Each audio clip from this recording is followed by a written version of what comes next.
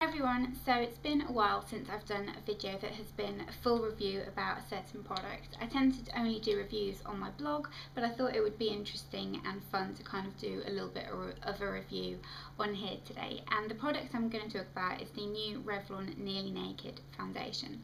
Now, I was really excited to try this because it seems to be the equivalent of the drugstore version of NARS Sheer Glow foundation, which is my all-time favourite foundation, but it's very, very pricey. It's £30. So I was really excited to try this, and I bought it from Superdrug, and I've been testing it out for a week or so it's kind of long enough to determine with a foundation, I think, whether or not you like it and kind of describe it for you. The basic premises behind this is that it's kind of like a nearly naked foundation, so it looks naked on the skin, it looks very, very natural. They describe it to have a light to medium coverage and that it's undetectable on the skin and leaves a beautiful finish. What I would say with this foundation is that the finish of it is similar at first to NARS Sheer Glow, but the coverage isn't. This is very much a light coverage foundation. Yes, it's slightly buildable, and you can build it to a light medium coverage, but definitely don't expect it to have the same coverage that NARS Sheer Glow has, because that's got a fairly medium coverage. What I would describe this as is more along the lines of a slightly heavier coverage, less dewy MAC face and body, in the way that it sets on your skin, because it sets to a kind of satin finish. It doesn't look overly dewy, but it does make my skin quite oily. I definitely need to powder over it. It does last very well on my skin. I put it on in the morning, and at night, you know, my foundation is still there, but I definitely need to powder throughout the day, and it does make my skin oily in areas that my skin doesn't tend to normally get oily, sort of around here. It made my skin a little bit oily, so I'm not sure about that. But I got it in the shade 170, which is natural beige, and the shade under this looked a little bit too light for me, and I thought, well, I'll get it in this shade because it's getting into summer. Not that you'd know it by this kind of weather.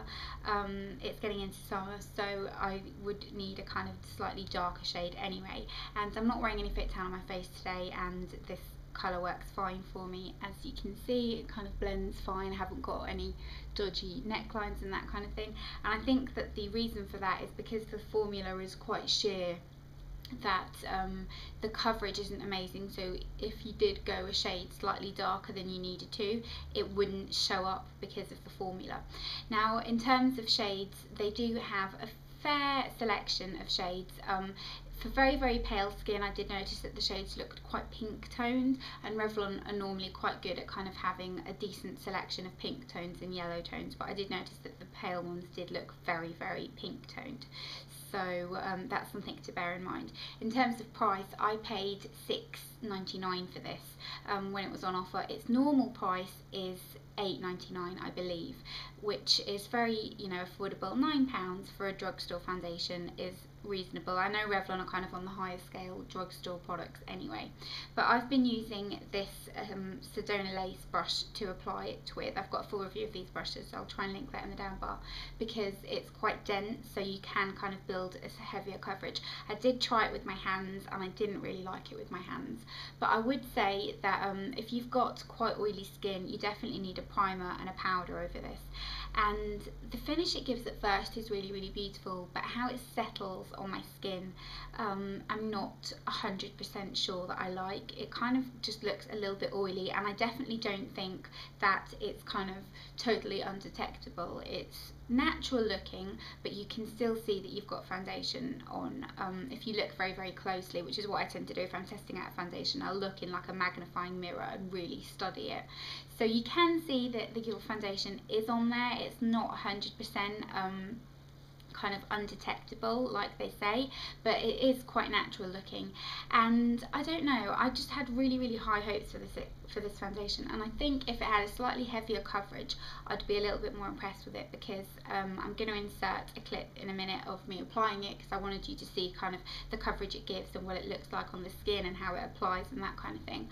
And my skin isn't particularly great. I have quite a lot of redness. I've obviously got pigmentation as well, but the overall finish it does give when you've got all your makeup on is quite nice. It's natural looking. It's quite luminous, but I do wish it had a slightly heavier coverage.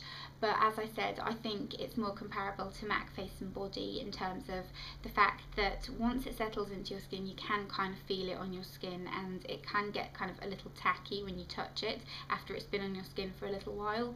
But overall, I would give this a 7 out of 10 because it is a nice product. It's a nice summer product, and if you've got dry skin, then this would be really nice for you. It doesn't make my face into a complete oil slick, it's just a little bit oilier than I'd like it to be, and it definitely makes it a little bit oilier than NARS Sheer Glow does. But as I said, I don't think that this is a dupe for NARS Sheer Glow. I've yet to find a great NARS Sheer Glow dupe on the high street.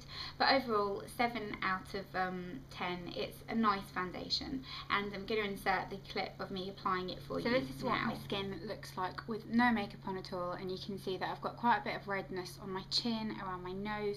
Obviously I've got the kind of pigmentation marks on my cheeks, and my skin's just not particularly even or particularly kind of glowy.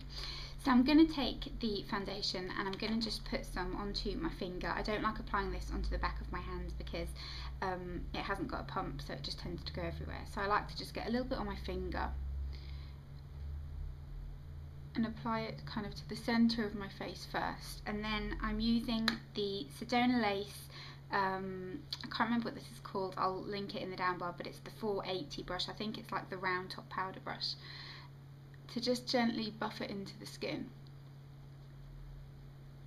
And as you can see here, as I'm kind of blending it in, it doesn't give a tremendous amount of coverage.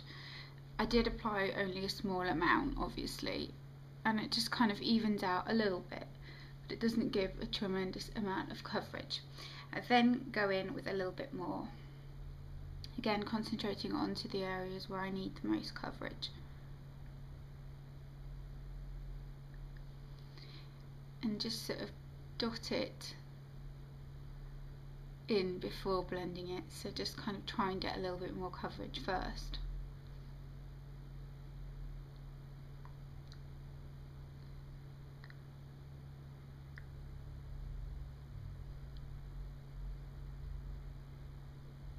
And then just blend it outwards. And on areas like the jawline, for example, I like to just add a little bit more, because these tend to be areas where I have quite a bit of redness, so just to kind of even that out. And you can see the colour match is actually really good.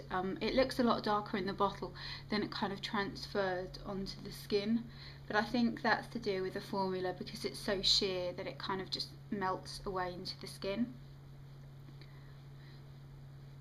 So you can see it's really evened out my complexion, but that definitely on areas where you'd need a bit more coverage, so on my nose and onto my kind of pigmentation marks, which nothing can really get rid of and mask no matter what concealer or foundation I use. But just to add that kind of polished effect. On my chin it does mask any redness pretty well. I've got a little blemish mark right here which it can't hide because it's too red, but on areas where it's not too bad, it does do a pretty good job at just evening out your complexion rather than totally masking it. Then I just take my hands, as I do with all my foundations, and just press it into my skin just to kind of give a more natural finish.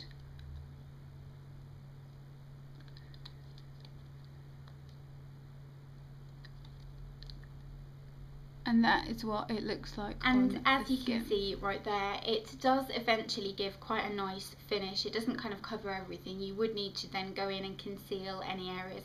So if you have got particularly bad acne or that kind of thing, it's not going to solve that sort of problem in terms of coverage.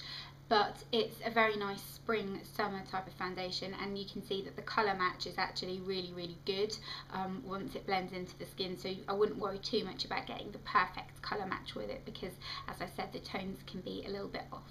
But that is my review of the Revlon Nearly Naked foundation. I hope you enjoyed it. One more thing to mention as well is that it's got an SPF 20 in it, so I know a lot of people like to kind of count on their foundation for their SPF. I don't.